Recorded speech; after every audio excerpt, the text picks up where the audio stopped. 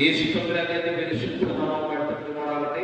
ഇന്നത്തെ ചിന്തയ്ക്കായി 2 തിമോഥെയോസിന്റെ ലേഖനം, 2-ാമത്തെ ലേഖനം, അതിന്റെ 1-ാം അധ്യായം 6-7 വാക്യങ്ങൾ. 2 തിമോത്തി 1-6-7 വാക്യങ്ങൾ പ്രാരംഭമായി ശുഭവാസന വായിക്കുന്നതായിരിക്കും. അതുകൊണ്ട് എന്റെ കൈവെപ്പിനാൽ നിന്നിലുള്ള ദൈവത്തിന്റെ കൃപാവരം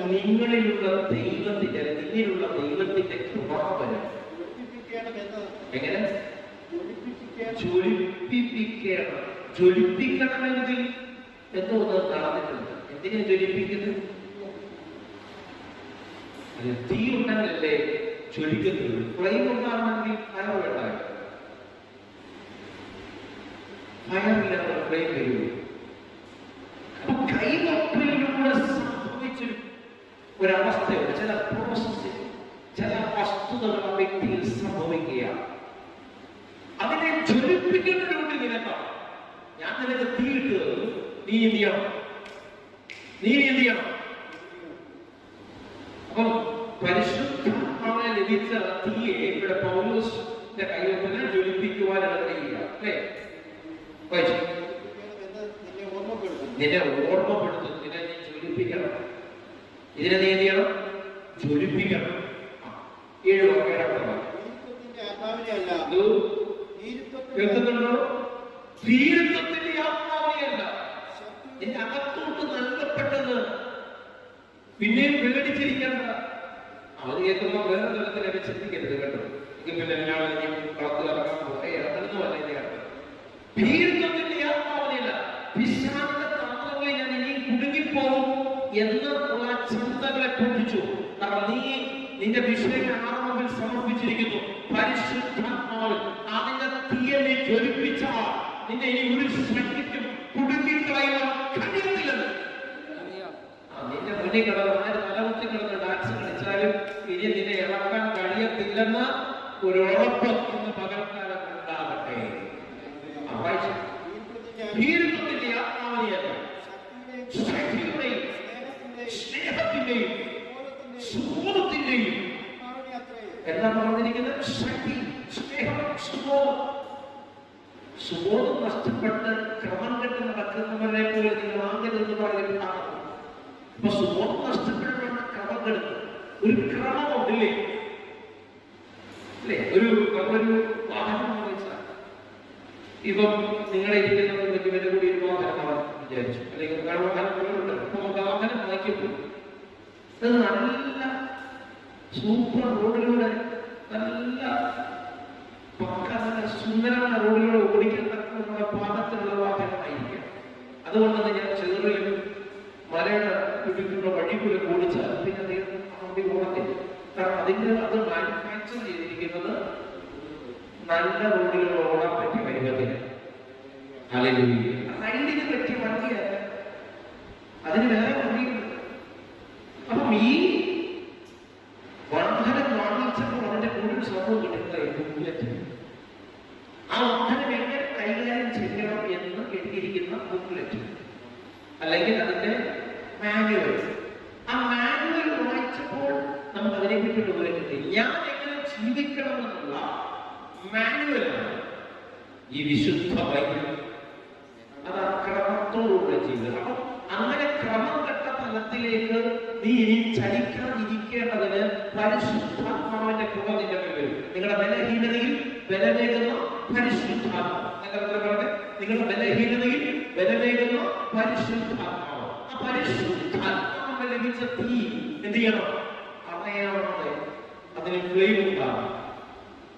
ഫ്ലെയിം ഉണ്ടാകാൻ എന്ത് ചെയ്യണം? ചില പ്രായമാണ്. ഇപ്പൊ ഈ എല്ലാവരും ഗ്യാസ് എന്ന് പറയുന്നത് പഴയ പണത്തെ കുറിച്ചുകൊണ്ട് ചോദിച്ചാൽ പറയും എന്ത് ഇങ്ങനെ ഞങ്ങളുടെ പണ്ട് ഊതുമായി. എന്തിനാ ഊതുന്നത്? വന്നിരിക്കുന്ന ചാരമാദ്യം പറഞ്ഞു അറിയാൻ ഞങ്ങൾ എഴുതുന്നു. ചാരം ചാരം അർപ്പിക്കണം. ചാരം ഊതിക്കൊണ്ടാണ് പറഞ്ഞത്. ആ ചാരം മാറിയെങ്കിൽ ഇത് കത്തത്തുള്ളൂ എന്ന് തീക്ക് മുകളിൽ ചാരമായി കിടക്കുന്നതിനെ ഊതി പറപ്പിക്കുവാൻ വലിയൊരു തീ നിങ്ങളുടെ കത്താൻ പോവുകയാണ്. അത് ലോകം കാണുന്നവരെ ചെയ്യും. ഹല്ലേലൂയ. വീരത്വത്തിന്റെ ആത്മാവിനെയാണ്, സുബോധത്തിന്റെ പരിജ്ഞാനത്തിന്റെ ക്രമത്തോടുള്ള ജീവിതത്തെ അത് നമ്മുടെ ജീവിതത്തിൽ ഉറപ്പുവരുത്തുന്ന ആത്മാവിനെ ദൈവം നമുക്ക് നൽകിയിരിക്കുന്നത്. ആ വാക്കിന് പൂർണ്ണമായ സ്തോത്രം. റോമൻസ് 8-ാം അധ്യായം അതിന്റെ 14 മുതൽ 16 വരെ വായിച്ചാൽ റോമൻസ് 8-ന്റെ 14 മുതൽ 16 വരെ. ദൈവാത്മാവ് നടത്തുന്നവരല്ല. ആരാ ദൈവത്തിന്റെ മക്കൾ? ദൈവത്തിന്റെ മക്കൾ ഇറങ്ങിയിട്ടുണ്ട് കേട്ടോ. കണ്ടോ, ദൈവത്തിന്റെ മക്കളാണ്. അങ്ങനെയൊക്കെ നിങ്ങളെ പറ്റി പറയാറുണ്ടോ ആരെങ്കിലും? പിന്നെ വിശ്വാസം പറയാറില്ലേ? ബൈബിളൊക്കെ പഠിച്ചത് ഞങ്ങളോട് നിന്നെ ചേർക്കാനാ ഇവ പോകുന്ന നോക്കുന്നുണ്ട്. ഒരു നാമം മാനം ബൈബിൾ പഠിച്ചാൽ ഇത് ഇരിക്കുന്നതിന് ഒരു ലജ്ജയില്ല കേട്ടോ, അഭിമാനമേ. കാരണം എന്റെ ജീവിതം എങ്ങനെ മുന്നോട്ട് പോകണം എഴുതിയിരിക്കുന്ന പാറ്റേണാണ്. എന്റെ നാഥനെ പറ്റി എഴുതിയിരിക്കുന്ന, എന്റെ നാഥൻ എനിക്ക് നൽകിയിരിക്കുന്ന വാഗ്ദത്തം എഴുതിയിരിക്കുന്ന ഒരു ഉദാഹരണമാണ്, ഒരു കാലന്റാണ്. അപ്പൊ ദൈവത്തിന്റെ ആത്മാവ് നടത്തുന്നവരെല്ലാം ആരാ? ദൈവമക്കളാവും. ആത്മാവിന്റെ ഫലങ്ങൾ എന്താണെന്ന് മനസ്സിലാക്കേണ്ട ആവശ്യമാണ്. ആത്മാവ് നടത്തുന്നവരെല്ലാം ദൈവത്തിന്റെ മക്കളാവും. നിങ്ങൾ പിന്നെയും ഭയപ്പെടേണ്ടതിന് കേട്ടോ, നിങ്ങൾ പിന്നെയും ഭയപ്പെടേണ്ടതിന് നേരത്തെ നിങ്ങളായിരുന്നു ദാസത്വത്തിന്റെ ആത്മാവിനെയല്ല, പിതാവേ എന്ന് വിളിക്കുന്ന സൂത്രത്വത്തിന്റെ ആത്മാവിനെ അത്രേ നിങ്ങൾ പ്രാപിച്ചെന്ന് ഇതാ ചോദിക്കേണ്ടത്. ഇതിന് വിരുദ്ധമായിട്ടുള്ള എന്തെങ്കിലും ആശയങ്ങളോ ചിന്തകളോ കേട്ടിട്ടുണ്ടെങ്കിൽ അതിന്റെ മേൽ തീർന്നത് കത്തിയിലേ പോകണം.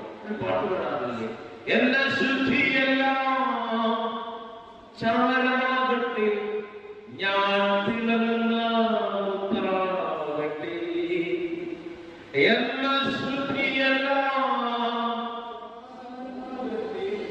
ഞാൻ തിളങ്ങുന്ന മുത്തായി മാറണം. അശുദ്ധിയെ ചാരമാക്കി കളയുന്ന ശക്തി, ആ ചാരത്തെ പിന്നെ കിടക്കാൻ അനുവദിക്കരുത്. അതിനെ പുറത്താക്കണം. പിന്നെ അത് കിടക്കരുത്, അത് പുറത്താക്കണം. ചിലത് പറയത്തില്ലേ, ചില ഓർമ്മകളെ നിന്റെ ഓർമ്മയിൽ തന്നെ ശാസ്ത്രി, നിന്റെ ഹൃദയത്തിൽ ആഗ്രഹിക്കുന്ന ചില ചിന്തകൾ, നിന്റെ ജീവിതത്തിൽ പിന്നെയും പിന്നെയുമുള്ള ചില വേണ്ടാത്ത തലങ്ങൾ യേശുവിന്റെ നാമത്തിൽ എന്റെ തലയിൽ വിട്ടുമാറട്ടെ. നിന്നെ പുറകോട്ട് വലിക്കുന്ന എന്തെല്ലാം ഘടകങ്ങളുണ്ടോ അത് പുറകോട്ട് വലിക്കുന്നതെന്ന് ആദ്യം തിരിച്ചറിയണം. നിന്റെ വാക്തത്വത്തിലേക്ക് എത്തിക്കുന്നതിന് തടസ്സമായി നിൽക്കുന്ന ഘടകങ്ങളെ നീ മാറ്റിയ നിന്റെ ജീവിതത്തിൽ ഉയർച്ചയുണ്ടാകും. ഓക്കെ, വായിച്ചോ. നാം ദൈവത്തിന്റെ മക്കളെന്ന് ആത്മാവുദാനം നമ്മുടെ ആത്മാവിനോട് സാക്ഷ്യം പറയും.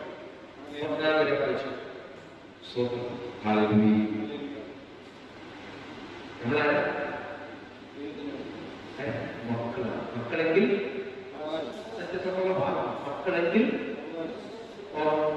മക്കൾക്ക് ചില പ്രശ്നങ്ങളൊക്കെ ഉണ്ടാകും. പ്രശ്നങ്ങൾ ഉണ്ടായാൽ ക്ഷമിക്കണം. ഈ ലോകത്തിന്റെ താൽക്കാലിക ഫോക്കസുകളെക്കാളും ഈ കഷ്ടത എനിക്ക് നല്ലതെന്ന് ചിന്തിച്ച, അങ്ങനെ ചിന്തിക്കുന്നവരെ അവന്റെ തലമുറകളെ ഉയർത്തി മാനിക്കുക തന്നെ ചെയ്യും. ഋഷിന്റെ അറ്റത്ത് പിടിച്ചവന്റെ തലമുറകൾ ഉയർത്തപ്പെട്ടു എന്നുള്ള വലിയ പ്രസംഗങ്ങളിൽ കേട്ടിട്ടുണ്ടാകും. അവന്റെ തലമുറകൾ ആരായി മാറി ഹൃദയത്തിൽ ഒരു നിലനിർമ്മ സ്വീകരിക്കുക. ഇന്ന് പകൽക്കാലയുടെ സാധാരണ ഒരു മനുഷ്യനല്ല സാധാരണക്കാരെ പോലെ ചിന്തിക്കേണ്ടത്. മനസ്സിലാവും. Okay, romance 12:11. റോമൻസ് 12-ാം അധ്യായം 11. യേശുവേ ആരാധന. ഉത്സാഹത്തിൽ മടുപ്പില്ല. ചിലർ വിശ്വാസത്തിൽ വരുന്ന ഞാൻ ഈ അടുത്ത സമയത്ത് ഒരു വ്യക്തിയെ പരിചയപ്പെട്ടു. വേറെ ഒരു ആവശ്യവുമായി ബന്ധപ്പെട്ടാണ് അദ്ദേഹത്തിന്റെ ജോലി ഞാൻ ചെയ്യുന്നത്. അദ്ദേഹം ഞങ്ങളുടെ സഭയുടെ പാസ്റ്ററാണ് എന്ന് പറഞ്ഞു. അദ്ദേഹത്തോട് ഏറെ നേരം ഈ പാസ്റ്ററാകാൻ സഭയിലെ സാഹചര്യത്തെ കുറിച്ച് ചോദിച്ചു മനസ്സിലാക്കി. അത് ഞങ്ങളുടെ സാക്ഷ്യം അദ്ദേഹത്തോട് പറഞ്ഞു. ഈ സാക്ഷ്യം പറഞ്ഞുള്ളത് എന്ന് പറയുകയാണ്, പക്ഷെ ഞാനൊരു വിശ്വാസത്തിന് വളർന്നയാളാണ്, പക്ഷെ ഇപ്പൊ മടുപ്പ് വാങ്ങിച്ചു. ഇപ്പൊ മടുപ്പ് കണ്ടു. മറ്റേ ഞങ്ങളെ ലെവലിലൊക്കെ കൊടുത്ത് എല്ലാവർക്കും സുവിശേഷം പറയുന്നത് ജീവിതത്തിൽ ആഞ്ഞടിച്ച പല പ്രതികൂലങ്ങളും പല ബുദ്ധിമുട്ടുകളും പ്രയാസങ്ങളും പല ഘട്ടങ്ങളൊക്കെ വന്നപ്പോഴേക്കുണ്ടായി ഭവനത്തിലുള്ള പലരും വിരോധമായി സംസാരിക്കാത്തതാണ്. താൻ ഇതുകൊണ്ടൊക്കെ എന്തോ കിട്ടിയെന്നൊക്കെയുള്ള ചോദ്യം അതെന്നെ എന്തിലേക്ക് എത്തിച്ചു? ഇതിന് വിരോധമായ ചിന്തകളെല്ലാം അകത്ത് ഉറക്കുന്നതിനെ കാണാം. അപ്പൊ വന്നു വന്ന് ദൈവവിശ്വാസം ഉണ്ടോ എന്ന് ചോദിച്ചാൽ ദൈവത്തിലൊക്കെ വിശ്വാസമുണ്ട്, പക്ഷേ കവിതന്നെ പറയുന്നത് ഉത്സാഹത്തിൽ മടുപ്പില്ലാത്തവരായിരിക്കും. ഏത് പ്രതികൂലം വന്നാൽ, ഏത് പ്രതിസന്ധി വന്നാൽ ഹല്ലേലൂയ എന്റെ തമ്പുരാനെ വിട്ട് ഞാൻ മാറത്തില്ലെന്നുള്ള നിലപാട് ഉറക്കട്ടെ. ഹല്ലേലൂയ. കലപ്പയ്ക്ക് കൈവച്ചവൻ, ഉഴുതുമറിക്കുവാൻ വേണ്ടി നിലത്തിറങ്ങിയവൻ, അവൻ പടിഞ്ഞാറേതിലുള്ളവർക്കൊക്കെ കുറച്ചു നിർത്തത്. ഇപ്പം മിഷനൊക്കെ വന്നോളി ചെറുപ്പക്കാരോട് എന്തോ കലപ്പെന്ന് പറഞ്ഞാൽ പലരും പറയില്ല. അതെന്തോ ഈ കലപ്പവാസം. ഇന്ന് കലപ്പയെ കൊണ്ട് വലിയ പോത്തിലേക്ക് കെട്ടി, അല്ലെങ്കിൽ കാളയെ പോത്തിലേക്ക് കെട്ടി ഇങ്ങനെ കുയി പല ശബ്ദവും സംഭവം നാട്ടിൽ മാറി അല്ലേ?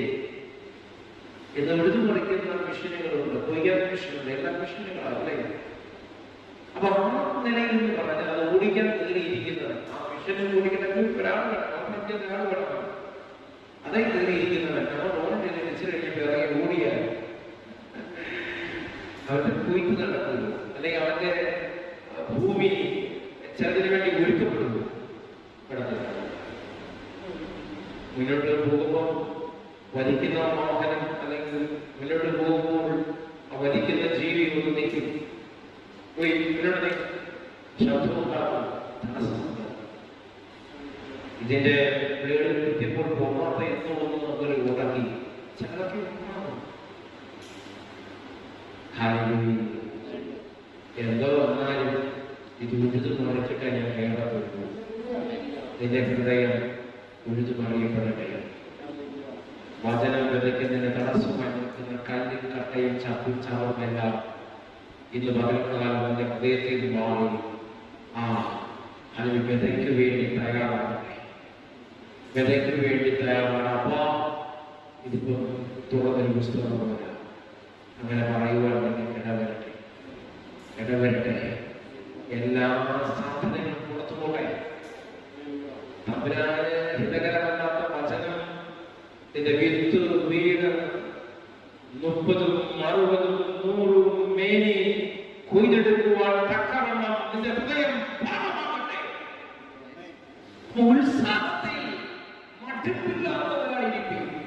ആ വാക്കുകൾ വായിച്ചു. ഉത്സാഹത്തിൽ മടുപ്പില്ലാതെ ആത്മാവിൽ എരിവുള്ളവരായിരിക്കും. എങ്ങനെ കർത്താവിനെ സേവിക്കട്ടെ? ആത്മാവിൽ എരിവുള്ളവരായിരിക്കും. ചിലർക്ക് ജനത്തിന്റെ പ്രശ്നങ്ങൾ, ചിലർക്ക് ഫിനാൻഷ്യലായിട്ട് ചില പ്രശ്നങ്ങൾ, ചിലർക്ക് ചില സംഭവങ്ങളുടെ പ്രശ്നങ്ങളൊക്കെ എന്ത് ചെയ്യും? കടന്നു വരുമ്പോൾ ഇപ്പം നിലവിളിക്കട്ടെ എന്ന് പറഞ്ഞ നിലപാടിലേക്ക് പോകരുത്. ഏത് വിഷയം വന്നാലും ഞാൻ ഉറച്ചു നിൽക്കും. എവിടെയെങ്കിലും എന്തെങ്കിലും മാറ്റി വെച്ചിട്ടുണ്ടെങ്കിൽ തമ്മിലെന്നെ വചനം ഒരിക്കൽ കൂടെ പ്രാഗൽഭ്യത്തോടെ കൈകൊണ്ട് എടുക്കണം കേട്ടോ. പ്രാഗൽഭ്യത്തോടെ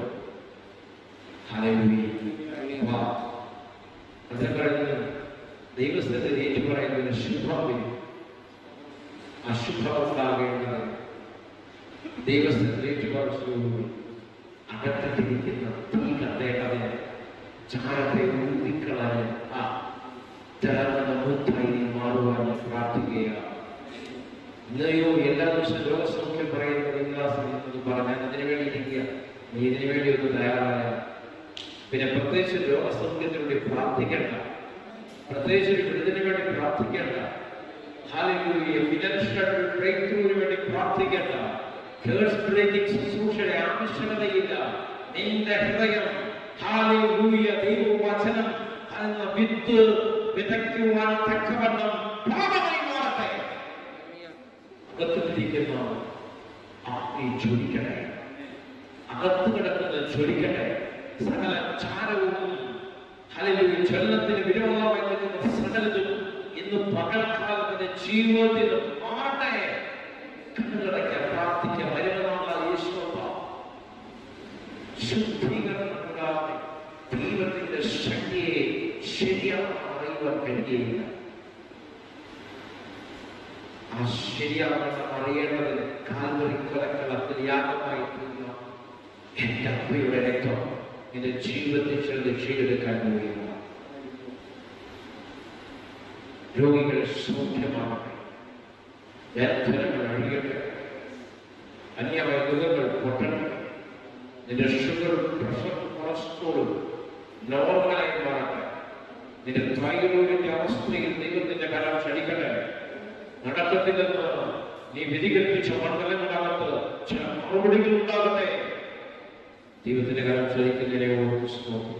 എന്റെ കർത്താവിന്റെ അധികാരമുള്ള നാമത്തിൽ തന്നെ ആമേൻ, ആമേൻ, ആമേൻ. തീർച്ചയായും ഉയർച്ച തന്നെ നിങ്ങൾക്കുണ്ടാകും. ചാരത്തെ ഊതുന്നത് തീയെ അതിനെ ഊതിയാൽ വലിയ ശക്തമായ ഫ്ലെയിം ഉണ്ടാവുക. ഇടവരട്ടെ എന്ന് പ്രാർത്ഥിക്കുന്നു. പ്ലാറ്റ്ഫോമിൽ നിന്നുകൊണ്ട് ഒരിക്കൽ കൂടെ കർത്തൃനാമത്തെ ഞാൻ നിങ്ങളെ അനുഗ്രഹിച്ച് പ്രാർത്ഥിക്കുക. ദൈവം നിങ്ങളുടെ കൂടെ ഉണ്ടാകട്ടെ. ദൈവത്തിന്റെ കൃപ നിങ്ങളെ സഹായിക്കട്ടെ. ആമേൻ, ആമേൻ.